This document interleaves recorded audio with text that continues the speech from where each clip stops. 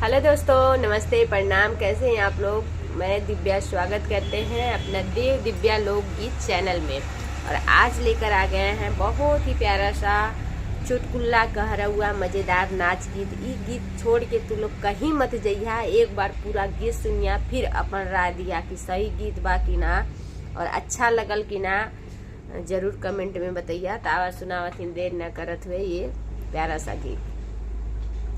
आंगनवा मोर सुन सैया घरे चली आवा, आंगनवा मोर सुन सैया घरे चली आवा, घरे चली आवा हो घरे चली आवा, घरे चली आवा हो घरे चली आवा, आंगनवा मोर सुन सैया घरे चली आवा, आंगनवा मोर सुन सैया घरे चली आवा।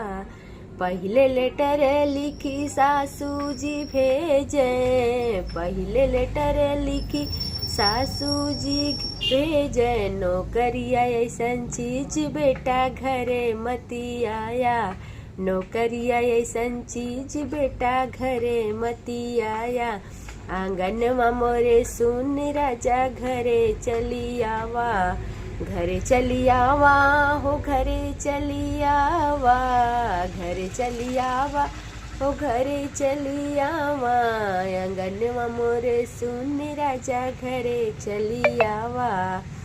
दूसरा लेटरवा जेठान लिखी भेजली, दूसरा लेटरवा जेठान लिखी भेजली, नौकरिया ऐसन चीज राजा घरे मती आवा, नौकरिया ऐसन चीज राजा घर, नौकरिया ऐसन चीज देवरू घरे मत आवा, घरे मत आवा हो घरे मत आवा, आंगनवा मोरे सुन सैया घरे चली आवा।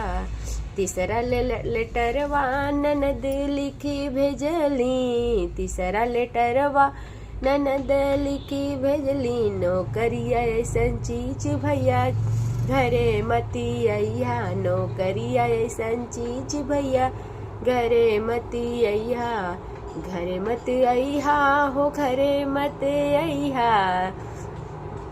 आंगनवा मोरे सुन राजा घरे चली आवा, आंगनवा मोरे सुन राजा चले घरे आवा।